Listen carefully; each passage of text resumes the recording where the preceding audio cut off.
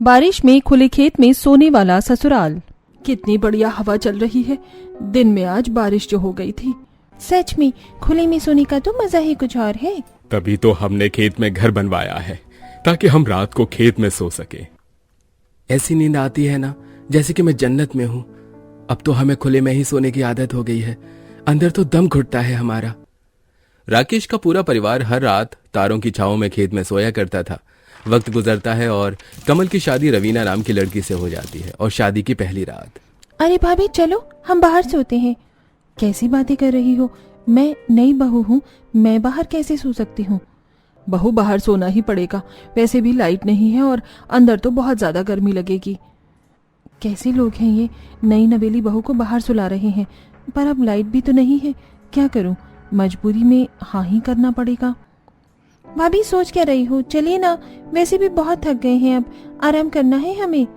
अब रवीना बोलती भी तो क्या बोलती, बेचारी मन मारकर सभी के साथ बाहर सो जाती है, लेकिन पूरी रात उसे नींद नहीं आती। मुझे तो नींद ही नहीं आ रही है। सब कितने मजे से खर्राटे मारकर सो रहे हैं और एक मैं उल्लू की तरह जाग रही हूँ। ये कब सुबह होगी? बेचैनी से रवीना की पूरी रात निकल जाती है। अगली सुबह उर्मिला अपनी नई बहू से बची कुची रस्में करवाती है। लो भाई, अब सारी रस्में पूरी हो गई, अब कोई रस्म नहीं बची है। तो जल्दी से मुझे मेरा कमरा दिखा दीजिए, मुझे थोड़ा सा आराम करना है। वो 3 नंबर का कमरा आपका है भाभी? पर तुम कमरे में जाकर करोगी क्या? हम तो कमरों का इस्तेमाल करते ही नहीं हैं।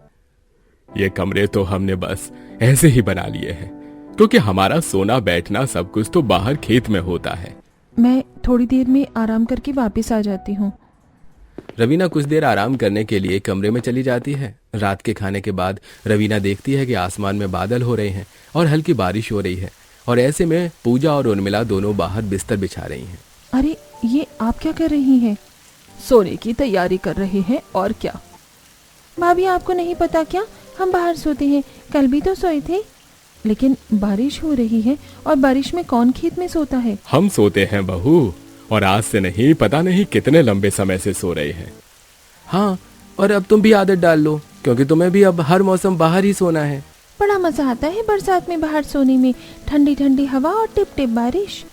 अब बारिश में भी सभी लोग बाहर सोते हैं, लेकिन रवीना को बहुत ही ज्यादा अनकंफर्टेबल महसूस होता है, क्योंकि उसके कपड़े भी भीग जाते हैं और उसे सर्दी महसूस होने लगती है। कैसे ससुराल वाले हैं मेरे, बारिश में खेत में सोने वाले। भगवान, कहाँ फंस गई मैं? नई नवेली बहू हूँ, कैसे बिताऊं इस रात को मैं? आधी रात के बाद बारिश बंद हो जाती है, लेकिन फिर भी रवीना को गीले कपड़ों में बाहर ही लेटे रहना पड़ता है। अब हर रात यही होता है। और एक सुबह, अजी वो मेरी सहेली सीमा है ना, आज वो मुझसे मिलने आ रही है। आप मुझे बाजार तक छोड़ देंगे? हाँ, छोड़ दूंगा। चलो, कोई दिक्कत नहीं है। अगर आप कहें तो भाभी मैं आपके साथ चलूं? नहीं नहीं, मैं चली जाऊंगी। रवीना कमल के साथ घर से बाजार जाने के लिए निकल जाती है। कमल रवीना को बाजार छोड़कर अपने काम के लिए आगे चला जाता है, और तभी वहां पर सीमा आ जाती है। कैसी है तू? शादी के बाद अब जाकर मिल रही है मुझसे? ठीक हूँ यार, तू बता, तू कैसी है और शादी में क्यों नहीं आई? बस यार पूछ मत, थोड़ा जरूरी काम आ गया था, इस वजह से आ ही नहीं पाई।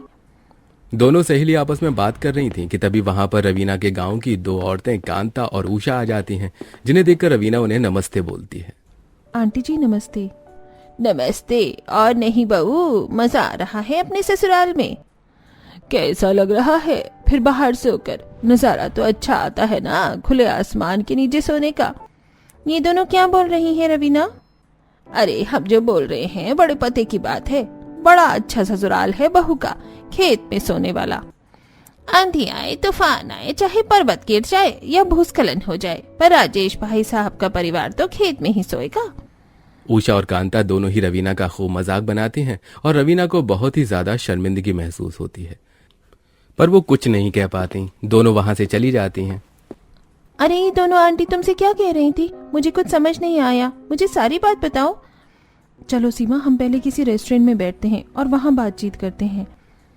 दोनों सहेलियां एक रेस्टोरेंट में जाकर बैठ जाती हैं। अब बताओ क्या बात है, क्या बोल रही थी वो आंटी? अरे सही बोल रही थी, मेरी ससुराल वाले ना रात को बाहर सोते हैं यार, चाहे बारिश आए चाहे आंधी। तू पागल वागल हो गई है क्या? वो बाहर सुलाते हैं और तू सोने के लिए राजी हो गई? तो और क्या करूं, अपने ससुराल वालों का सिर फोड़ दूं? अरे यार, तू आज के जमाने की पढ़ी लिखी लड़की है, तू अपने लिए आवाज उठा सकती है, तू बोलती क्यों नहीं अपने ससुराल वालों को? कैसे बोलूं यार, अभी तो ठीक से महीना भी नहीं हुआ है शादी को, और फिर ससुराल वाले कहेंगे कि नई बहू जुबान चलाती है। अरे अपने लिए कुछ अच्छा करने में जुबान तो चलानी ही पड़ेगी। तो मेरी इतनी हिम्मत वाली दोस्त है, तू कैसे ऐसे हार मान सकती है? तो मैं क्या करूं यार, तू बता ना। अच्छी मुसीबत पड़ी हुई है मेरे गले में। जैसी मुसीबत तेरे गले में पड़ी है, तू वैसे ही मुसीबत अपने ससुराल वालों के गले में भी डाल दे। एक से बात नहीं बनेगी तो दो से बात भी नहीं बनेगी तो 10 से बात भी नहीं बनेगी तो 50। कभी ना कभी तो मानेंगे। तू सही बोल रही है, अब तो मैं यही करूंगी। सीमा की बातों से रवीना पूरे तरीके से मोटिवेट हो जाती है, जिसके बाद वो घर जाती है और उसे रात भी बारिश होती है और रवीना अपने ससुराल वालों के साथ बाहर सोती है और अगली सुबह उसे बार बार खांसी और एक के बाद एक छींक आती है। अरे बहू, क्या हो गया? सुबह से देख रहा हूं तू छींके ही जा रही है। हाँ, इतना ज्यादा चीख रही हो कि तुम्हारी चीखों की आवाज से मेरी नींद खुल गई, वरना तो आज मैं लेट उठने वाला था। वो मुझे सर्दी हो गई है बाहर बारिश में सोने की वजह से। ओह, ये बात है, तुम्हें आदत नहीं है ना बाहर सोने की, इसलिए। हाँ, सही कह रही हैं आप।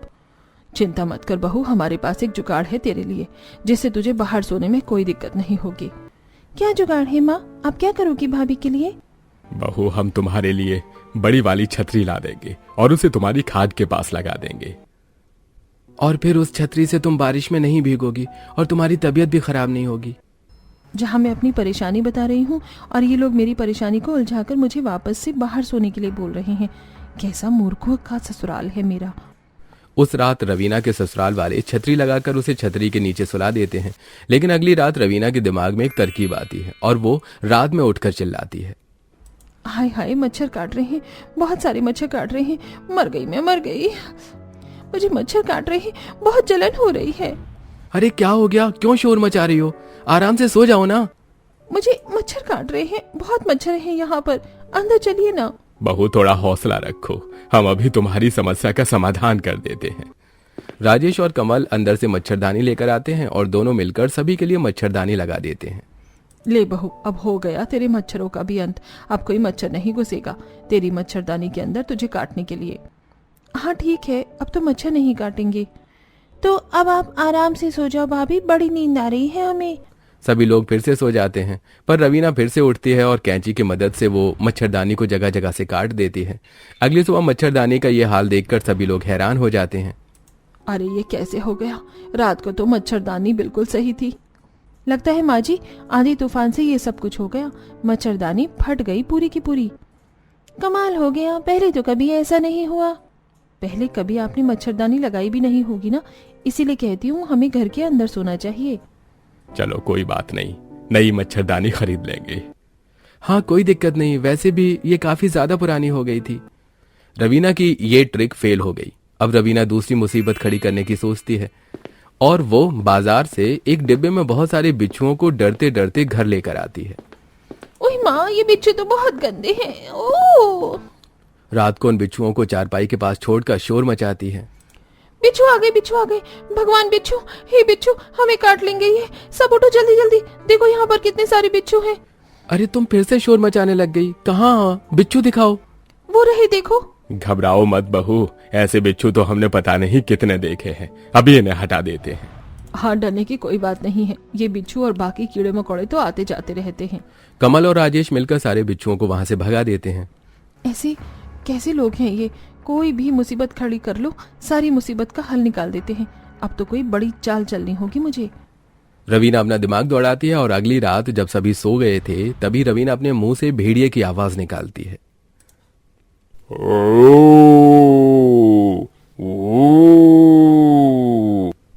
भेड़िया आ गया, भेड़िया आ गया, चलो जल्दी अंदर चली।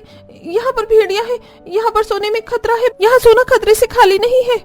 भाभी, आपको हर रात क्या हो जाता है? कभी कुछ तो कभी कुछ शोर मचाती हो। अरे कहाँ है भेड़िया? हमें तो कोई आवाज नहीं आ रही भेड़िए की। ये देखो, फिर से आवाज आई। आप लोगों को अभी बोला ना भेड़िया। ये भेड़िया है या कोई रो रहा है? कितनी बुरी आवाज है इसकी। मुझे पक्का पता है कि कोई हमारे साथ मजाक कर रहा है। सच में इस भेड़िए का तो गला खराब है, इसे तो विक्स की गोली खानी चाहिए। बहू चादर तान और आराम से सो जा, कोई भेड़िया नहीं है, बस मन का वहम है और कुछ नहीं होता। सब लोग आराम से सो जाते हैं। रवीना के बार बार नई मुसीबतें खड़ी करने के बावजूद भी उसके ससुराल वाले हर बार मुसीबत का हल निकाल देते। और एक दिन रवीना सबसे बोलती है, आप लोगों को बाहर सोने में क्या मजा आता है? आप लोग बाहर क्यों सोते हैं? क्योंकि अंदर कमरों में बहुत ज्यादा घुटन होती है बहू। आप कहीं बिजली के बिल से तो नहीं डरते हैं कि अंदर सोएंगे तो बिल ज्यादा आएगा? ऐसा कुछ नहीं है रवीना, पैसे की कमी थोड़े ना है हमारे पास, पैसा तो बहुत है। बहू, जब कभी भी फसलों का काम चलता है तो पता नहीं कितने कितने घंटे लाइट नहीं आती, ऐसे में बाहर ही तो सोना पड़ता है। और तब से हम लोगों को एक ऐसी आदत हो गई है कि हमें बाहर ही ज्यादा अच्छा लगता है। अगर लाइट जाती है तो फिर आप इन्वर्टर क्यों नहीं लगवा लेते? इन्वर्टर भी कितने घंटे निकाल देगा बहू, आखिर में हमें बाहर ही सोना पड़ेगा ना। इन लोगों को कितना भी समझा लो, बाहर सोने का तो इन्होंने मंत्र घोलकर पी लिया है, ये नहीं मानेंगे। एक रात सभी लोग खाना खा रहे हैं और राजेश बोलता है, आज बहुत तेज बारिश हो रही है, आज तो बाहर सोने में मजा आएगा। बिल्कुल सही कहा। अरे जरूरत ही क्या है बाहर सोने की, अंदर सो जाते हैं ना हम सब। भाभी, अंदर कहाँ नींद आती है, कितनी गर्मी लगती है और लाइट का भी कोई भरोसा नहीं है, कब चली जाए कब आ जाए। इतने दिनों से भी तो सो ही रहे हो ना, तो अब भी सो जाओ, क्या दिक्कत है सोने में। रवीना की कुछ नहीं चलती और उसे बाहर ही सबके साथ सोना पड़ रहा था। दिन गुजरते हैं और एक दिन सुबह से लेकर रात तक बारिश हो रही थी और रुकने का नाम नहीं लेती। खेत में पानी जमा हो जाता है, पर ऐसे में पूजा और उर्मिला मिलकर खेत में सोने के लिए बिस्तर बिछाती हैं। अरे ये आप क्या कर रही हैं? दिख नहीं रहा बहू, सोने के लिए बिस्तर बिछा रहे हैं और क्या। लेकिन खेत में पानी भरा हुआ है, जरा ये भी तो देखिए ना। अरे कुछ नहीं होता, थोड़ा सा ही तो पानी है, हम कौन सा डूब कर मर जाएंगे इस पानी में। और ये इतना सा पानी तो सुबह तक अपने आप गायब हो जाएगा। कैसे लोग हैं आप? पानी के साथ साथ मच्छर हैं, कीड़े मकोड़े भी हैं, आपको डर नहीं लगता है क्या? किसी चीज से कोई डर नहीं लगता है, बाहर सोना है तो मतलब बाहर ही सोना है। अब खेत में पानी भरा होने के बावजूद भी सभी लोग बाहर सो जाते हैं। रवीना जैसे ही खाट पर लेटती है तो गीली मिट्टी होने की वजह से खाट और अंदर चली जाती है और पानी रवीना के बदन को छूने लगता है। इस खेत में सोने से तो अच्छा है कि मैं स्विमिंग पूल में ही सो जाऊं। दिमाग खराब हो गया है, पता नहीं कैसे पागल ससुराल वाले हैं, इतने ज्यादा बेशरम लोग मैंने पहले कभी नहीं देखे। रवीना गुस्से में उठकर अपने कमरे में चली जाती है और खुद से बोलती है, बस अब बहुत हो गया, अब मुझे कुछ ऐसा करना होगा ना कि ये लोग मेरी बात को काट ही ना पाएंगे और मेरे साथ साथ ये खुद भी अंदर ही सोएंगे। रवीना सारी रात ऐसे ही सोचती रहती है और अगले दिन रवीना सभी से शर्माते हुए बोलती है, मैं आप सभी लोगों को कुछ बताना चाहती हूँ। क्या हो गया बहू, इतना क्यों शर्मा रही है? बता क्या बात है। वो बात ये है ना माँ जी कि आप दादी बनने वाली हैं, मैं पेट से हूँ। अरे वाह, सच बोल रही हो तुम रवीना, दिल खुश कर दिया यार तुमने। बहुत बहुत मुबारक हो भाभी, नन्ना मेहमान आने वाला है घर में। बहू, अब घर का कोई काम मत करना, बस आराम करना और अपना खूब ख्याल रखना। रवीना की प्रेगनेंसी की बात सुनकर पूरे घर में खुशियों का माहौल बन जाता है और अब सभी लोग रवीना का खूब ख्याल रखने लगते हैं। ऐसे ही एक दिन रवीना को दिन में बहुत ज्यादा गर्मी लग रही होती है और पसीना से उसके बुरे हाल हो रहे होते हैं। हाय, मैं तो मर गई, कितनी गर्मी है, मुझसे इस गर्मी में और नहीं रहा जा रहा है। अरे क्या हो गया, क्यों इतना परेशान हो रही हो?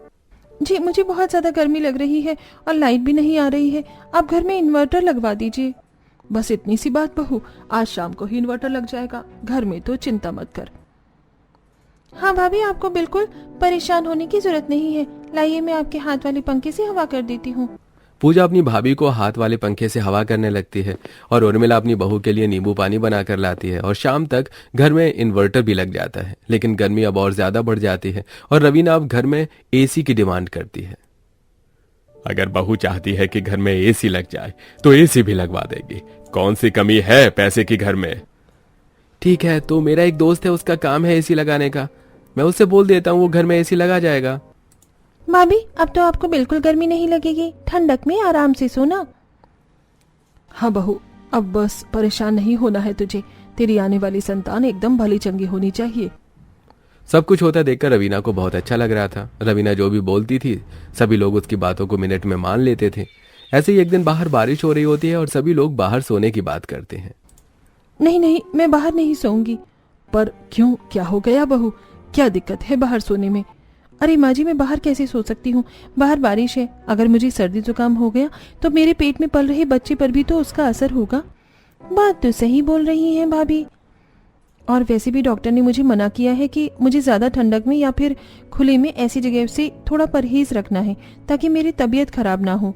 तो फिर अब क्या करें, तुम ही बताओ। एक काम करो, आप सब लोग बाहर सो जाओ, मैं अंदर सो जाती हूँ। नहीं नहीं बहू, ऐसी हालत में हम तुझे अकेले अंदर कैसे छोड़ सकते हैं। एक काम करते हैं, हम बहू के साथ अंदर ही सो जाते हैं। उस दिन से सभी अंदर सोना शुरू कर देते हैं और घर में अब इन्वर्टर भी लग जाता है। और जब से सभी लोगों ने घर के अंदर सोना शुरू किया था, तब से सभी लोग एक दूसरे के साथ ज्यादा से ज्यादा वक्त बिताते थे। ऐसे ही एक दिन रात को खाना खाने के बाद सभी लोग कॉमेडी शो देख रहे थे। कितने वक्त के बाद हम सब लोग एक साथ बैठकर मस्ती मजाक कर रहे हैं। हाँ पापा, कितना बढ़िया लग रहा है ना। बाहर तो हमें इतना समय मिलता ही नहीं था।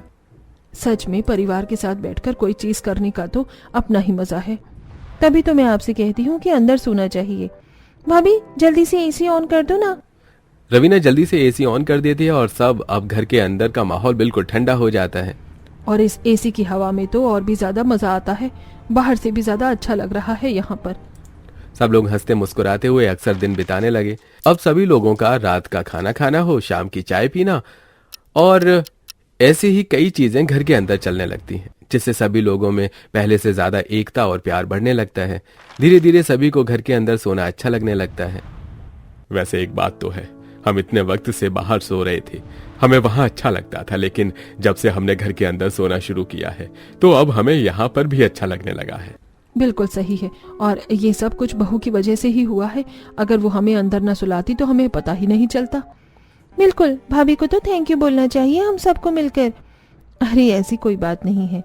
बात तो बिल्कुल ऐसी है, तुम्हारी वजह से ही हम सब फिर से एक हो पाए हैं, वरना हम सब तो अलग अलग से हो गए थे।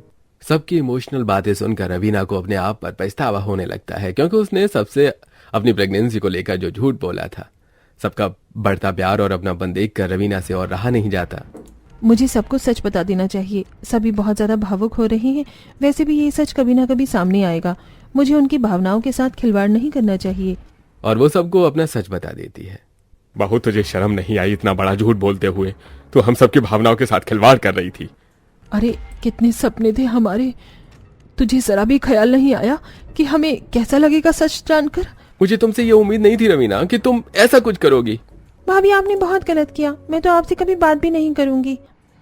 प्लीज आप सब मुझे माफ कर दीजिए। मुझे अपनी गलती का एहसास है। मुझे ऐसा नहीं करना चाहिए था। मैं जानती हूँ कि मैंने झूठ का सहारा लिया, लेकिन इसके पीछे की वजह भी तो देखिए ना। मैं नहीं सो पा रही थी बाहर। मैं सबको समझा समझा कर परेशान हो गई, लेकिन कोई भी मेरी बात मानने को तैयार ही नहीं था। इसीलिए मैंने ये रास्ता चुना। रवीना के माफी मांगने के बाद सभी उसे माफ कर देते हैं। कोई बात नहीं, हमें भी थोड़ा समझना चाहिए था, लेकिन अब हमें भी अंदर सोने में अच्छा लगता है। आगे से हम सब भी एक दूसरे को समझेंगे और कोई किसी से झूठ नहीं बोलेगा। नहीं, कभी भी नहीं। इस तरह परिवार में सब ठीक हो जाता है और उस दिन के बाद से सभी अंदर सोना शुरू कर देते हैं।